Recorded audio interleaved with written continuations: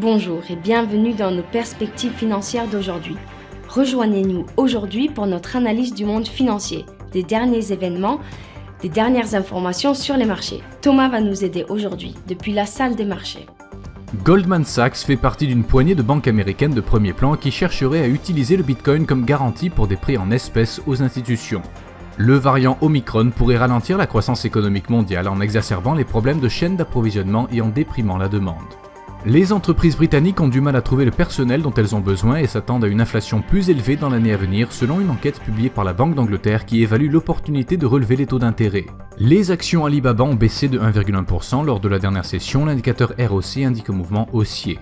La paire euro-dollar a fait une légère correction à la baisse lors de la dernière session, perdant 0,1%, l'indicateur stochastique RSI indique un marché suracheté. La livre sterling a connu une légère hausse de 0,1% par rapport au dollar lors de la dernière session. Le signal baissier de l'indicateur CCI contredit notre analyse technique globale. La paire dollar australien, dollar américain fait une légère correction à la baisse lors de la dernière session, perdant 0,1%. Selon l'indicateur stochastique, nous sommes dans un marché survendu. Les ventes au détail de l'eurozone seront publiées à 10h GMT, le PMI ISM des services aux États-Unis à 15h GMT, le PMI Market des services en Grande-Bretagne à 9h30 GMT.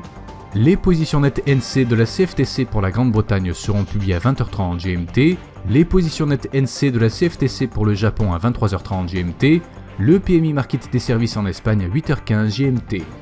Nous espérons que vous avez apprécié nos perspectives du marché d'aujourd'hui. De la part de toute l'équipe, nous vous souhaitons une journée de trading productive. N'oubliez pas de nous rejoindre la prochaine fois pour toutes nos analyses des derniers événements et nouvelles sur les marchés financiers.